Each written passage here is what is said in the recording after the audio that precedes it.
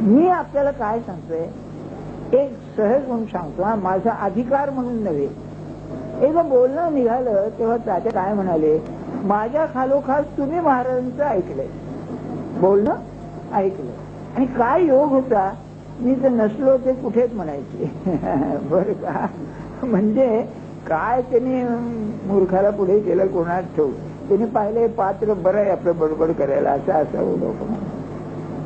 तर स्वतः विषयी कितीतरी बोललेले आहेत, काही वेळा मी विचारलेलं आहे बरं का मुद्दाम, आणि त्याने कधी अवेअर केला नाही. एक उदाहरण सांगतो, हे अगदी काय असेल कोणाचं, ते बाबूराव गजरे म्हणून ग्रस्त होते, मोठा विद्वान माणूस, संस्कृताचे हे आणि LLB होते, पुन्हा MA LLB. तर त्याने काय महाराजांना विचारलं की, महाराज म्हणाले काही रामायणामध्ये भरत आणि शत्रुघ्न हे कैकेयीचे, आणि काही रामायणामध्ये ते सुमित्रेचे आहेत, तर खरं काय? मला आठवतंय बाबूराव, आज नामाला काही अडचण आहे का म्हणले त्याची?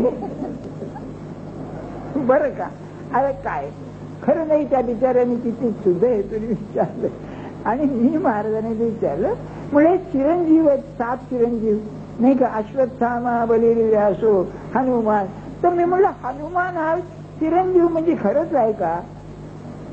देहानं असणं शक्यच नाही म्हणाले. तर त्या ज्या पद्धतीनं ते जगले ती पद्धत काय आहे म्हणले.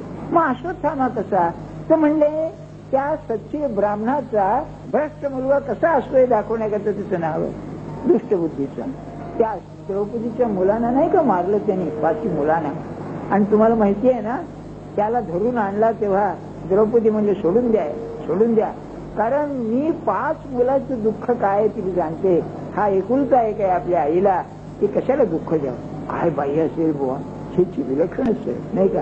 हे महाराज मला असं म्हणले असते, काय नाव वाढलंय का तुमचं नाही का. तेव्हा बाबूराव काय म्हणले, तुम्ही श्रवणाचे अधिकारी आहात बुवा, आज बोलले बुवा. तर सांगण्यात हेतू काय, तर महाराजांचं जे ऐकलेलं आहे त्यामध्ये त्यांनी स्वतःच्या नामाबद्दल जे सांगितलेलं आहे ते मी मुद्दाम लिहून आणले बरं का. तेव्हा माझं सराट ऐकण्यापेक्षा ते आपल्या स्वतःच्या नामाबद्दल काय बोलत होते तुझा. पहिल्यांदा आम्ही व्यंकटापूरला गेलो होतो महाराजांच्या बरोबर, तेव्हा त्यांनी ब्रह्मानंद महाराजांच्या बद्दल नामाविषयी सांगितले. ते बघा ते बरं महाराजांचा शब्द, महाराज काय म्हणाले बघा, ब्रह्मानंद बुवानी नामस्मरणाशिवाय दुसरे काहीच केले नाही, त्यांचे शब्द जसे तसे मी लिहून घेतलेले. बरं मला माझ्या बरोबर बाबूराव अंतरकर होते, त्यांना विचारा तुम्ही, तेव्हा मी टॅली केलं मागून, आपले शब्द नको त्यात, पुन्हा वाचतो मी. ब्रह्मानंद बुवानी नामस्मरणाशिवाय दुसरे काहीच केले नाही, त्यांनी प्राणाबरोबर नाम सांभाळले.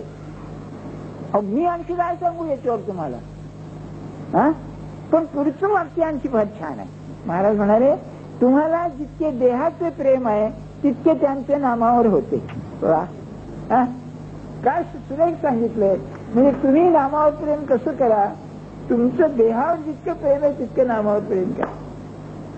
काय हो नाही नाना, काय आणखी काय सांगायचं त्यांनी नाही का.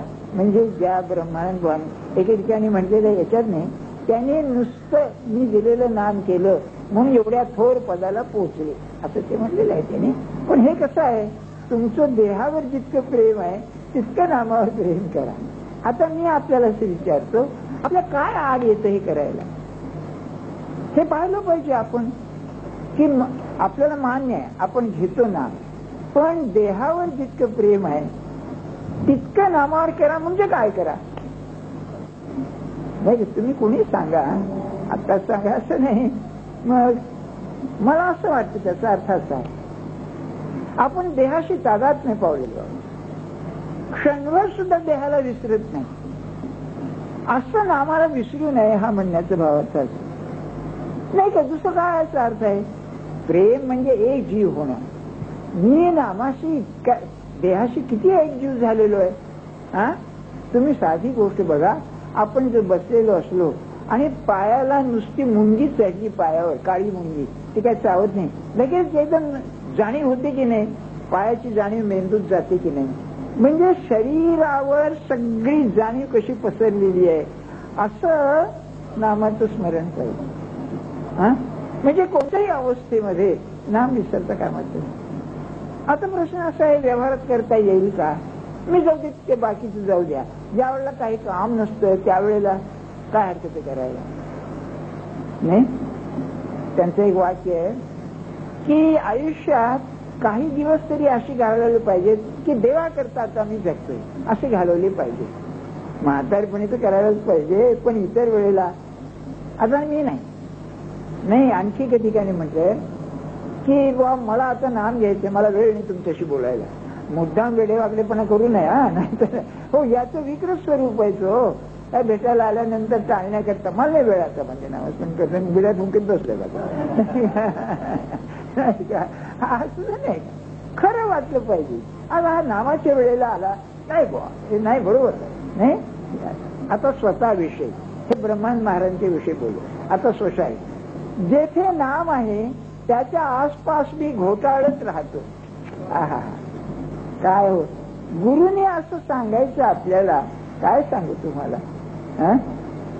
त्यांचा अस्तित्व खूप आहे, घोटाळत राहतो. याचा अर्थ काय? आपण पाहतो ना, एखाद्या माणसाला भेटायचं असलं आणि जर सोय नसली तर तुझ्या मागे पुढे करतो की नाही? घोटाळतो ना. घोटाळा शब्दामध्ये आहे ना घोटाळा याच्यात. म्हणजे मी याला केव्हा पुढे जाऊ, याला केव्हा दर्शन देऊ, अशापैकी नाही का? मी आणखी काय सांगू? ती भाषा जितकी अर्थपूर्ण आहे की तुम्हाला कळेल त्याच्या. पुढे म्हणाले, तुम्ही अखंड नाम घ्या. हे फार मला आवडलं बा, मी ह्याचा मला आदर्श समजतो. काय? तुम्ही अखंड नाम घ्या म्हणजे सदा सर्व काळ माझ्या संगतीचा लाभ घडेल. मला संगतीचा लाभ घडेल. महाराजांचे चैतन्य गीतेत आहे, मी नेहमी सांगतो, सदा सर्व काळ माझ्याशी वास, सदा सर्व काळ माझ्याशी वास.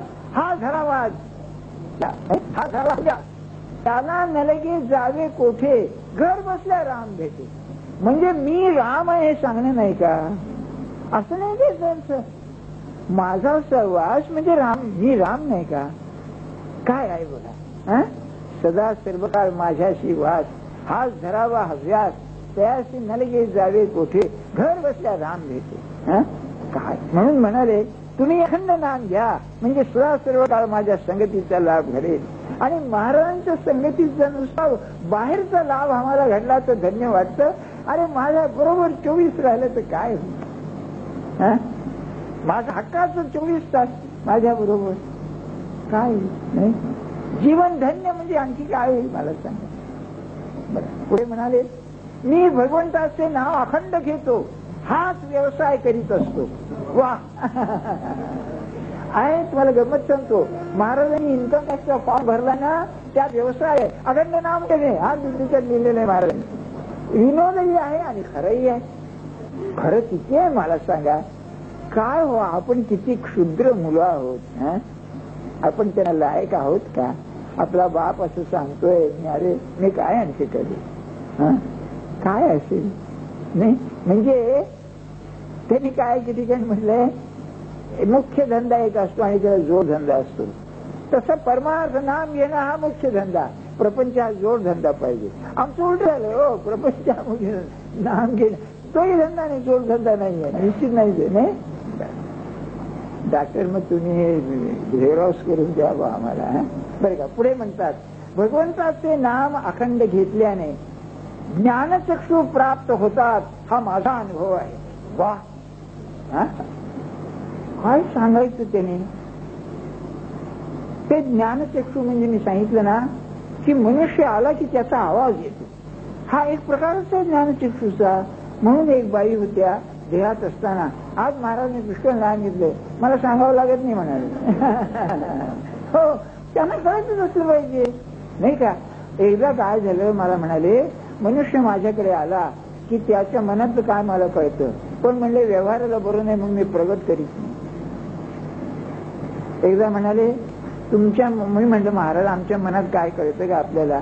ते म्हणले, मी सांगितलं तर खरं वाटेल का? असं म्हणाले. आणि मग म्हणाले, पंडितराव माझ्या बरोबर होते, आणखी म्हणाले की म्हणले तुम्हाला कळत नाही तुमच्या मनात काय ते मला कळतं. काय असतं काय हो महाराज, म्हणजे काय होतं? मला खरं असं वाटतं विचाराच्या पलीकडे जायचं. म्हणून भाऊसाहेब फार ठाणे, डोकं टेकावं मुगाट्याने ऐकावं, बाय आपली अक्कल चालवायची नाही नाही का, ते म्हणायचे ना अर्थ काढू नाही म्हणायचे. फार भाऊसाहेबांचे घेण्यासारखं आहे बघा. ठीक आहे, तर तुम्हाला